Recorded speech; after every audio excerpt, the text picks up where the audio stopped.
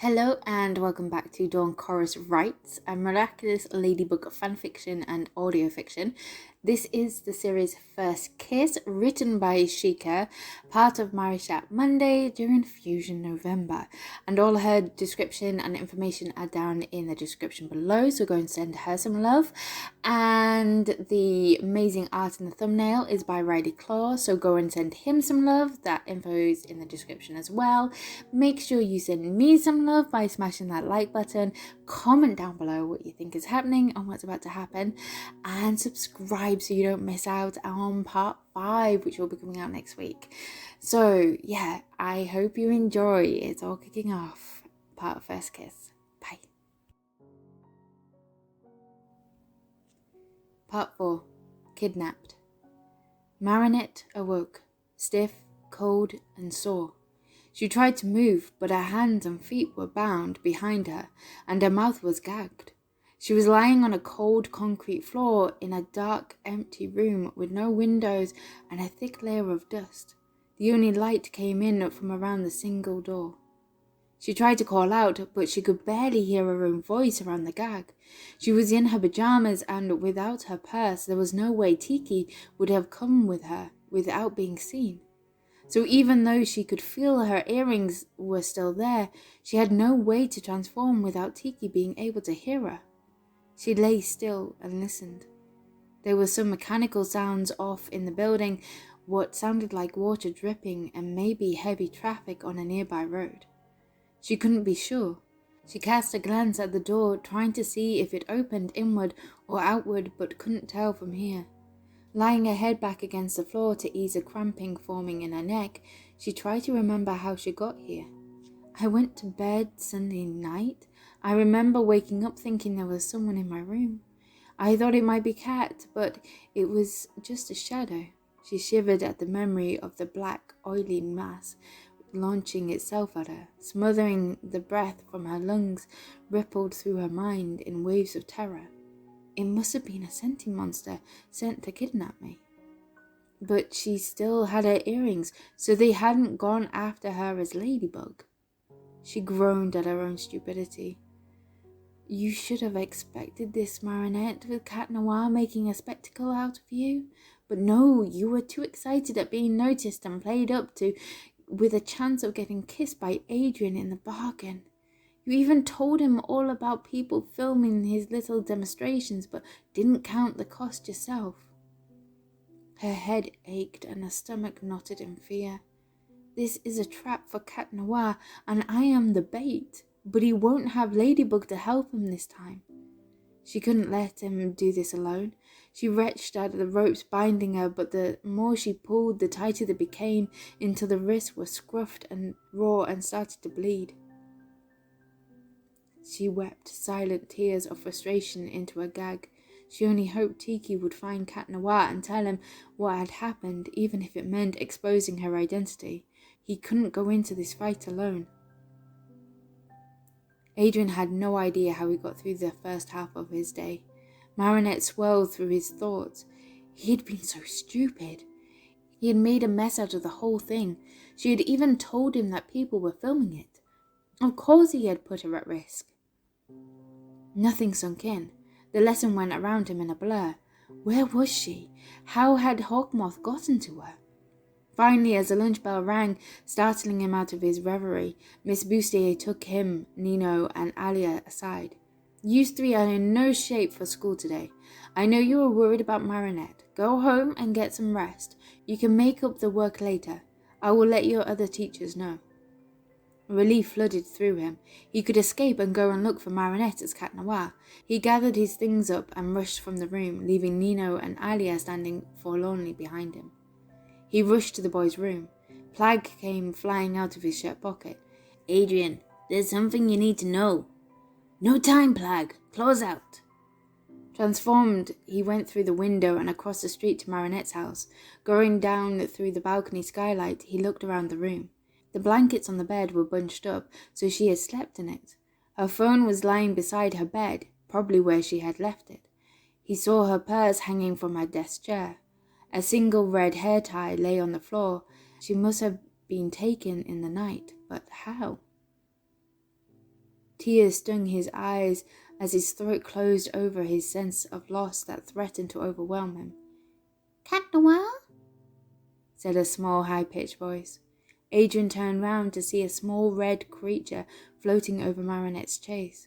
He swung down the stairs of a loft and stood before her Kwame. "Tiki?" he asked, confused. "What are you doing here? Where's Ladybug?" "I need you to listen to me. This will be a lot to process," said the Kwame. "This is not how I would wanted this to go, or Ladybug either, but time is of the essence." "Right," he said, muscles tightening, ready for battle. "I'm listening." "The girl you are looking for is Ladybug."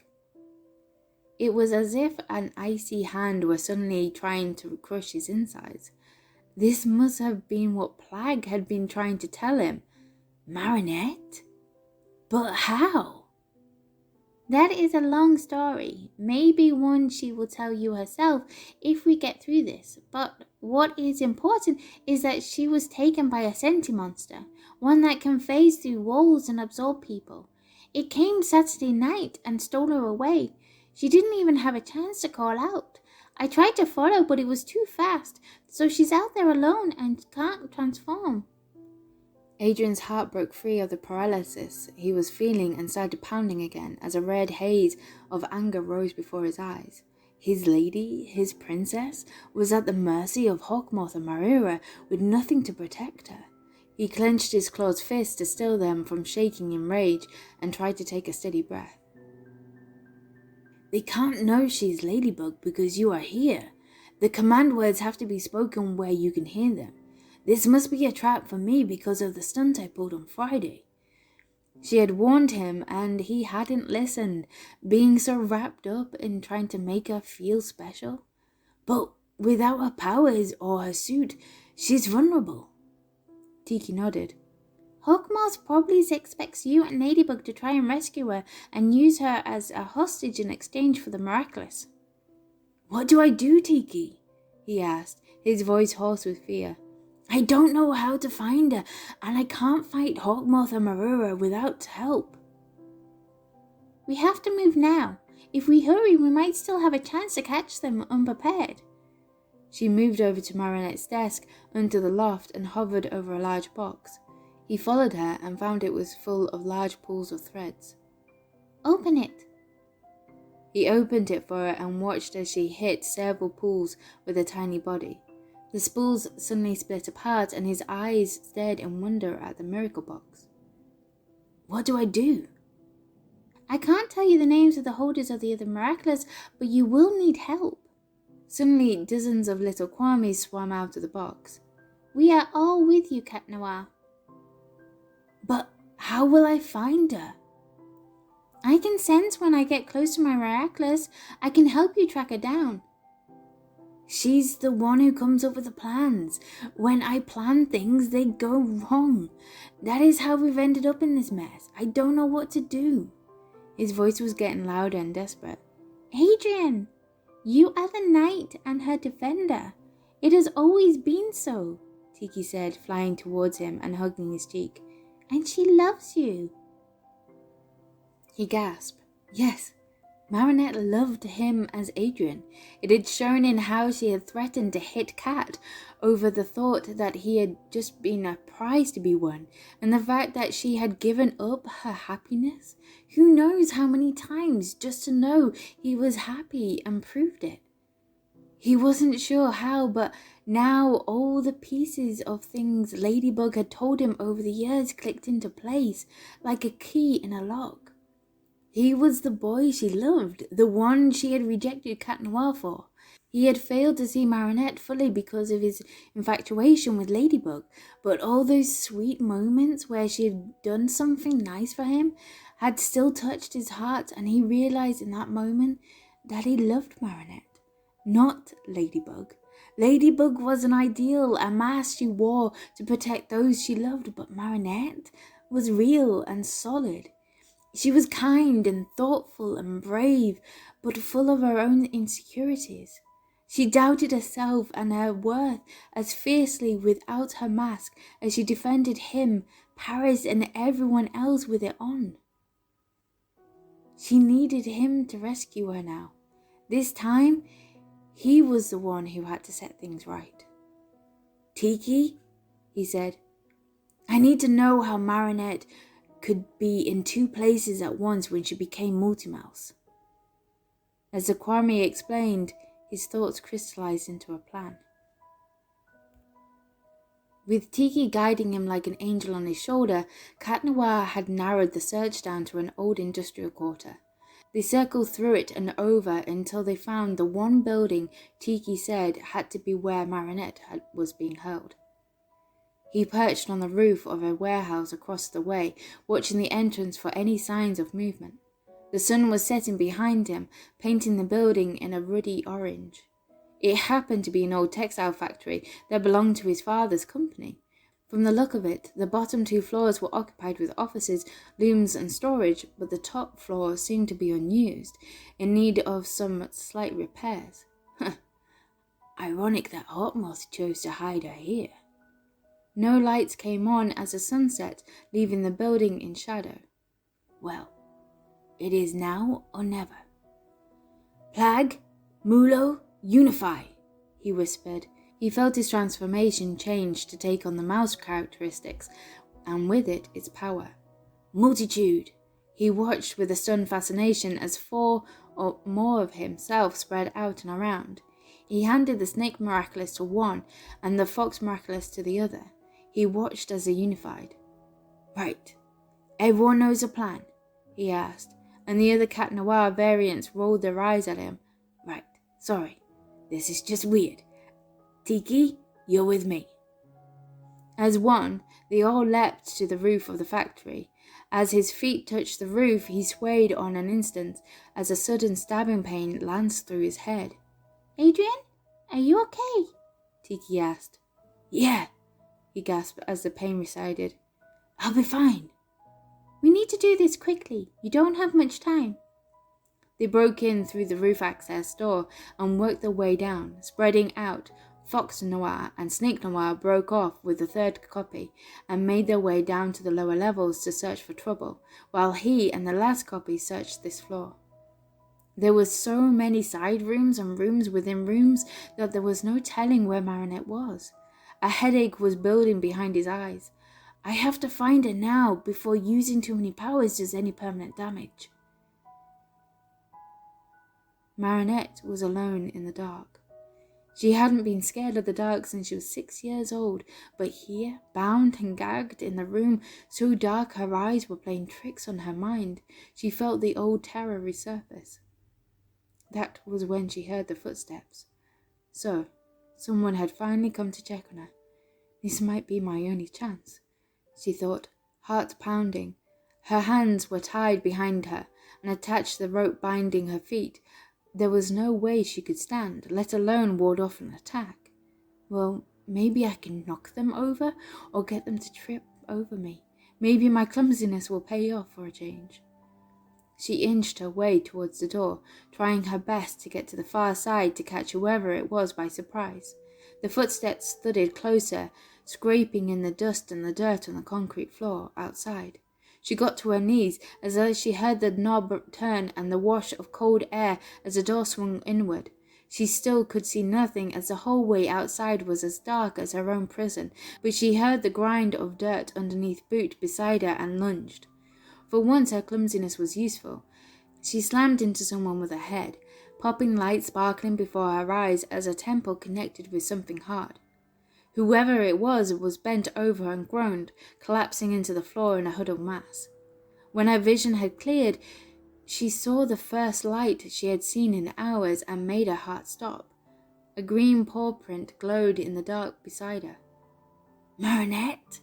Kat's voice was a whisper. She couldn't talk around the gag, but she moaned and leaned over, trying to find him in the dark. Hold on, I can see you. She saw the ring lights disappear and felt gentle hands remove her gag. Are you okay? Did they hurt you? No, she croaked, her mouth dry from hours of being gagged with no water. What day is it? Monday night, he said weakly, tearing at the bonds with his claw gloves. Everyone is worried sick about you. I should have known you would be fighting, my lady. Oh, your hands. From trying to get free. I'm sorry I hurt you, she whispered.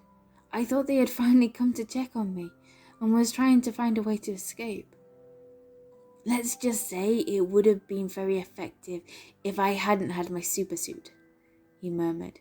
When she was free, he wrapped her in a tight hug. I'm so sorry. This is my fault. I should have been more careful. I never wanted anything to happen to you. Marinette, squeaked a voice from the dark, and a tiny, warm body hugged her cheek. I'm so glad you're safe. You too, Tiki, she said, but we need to get out of here.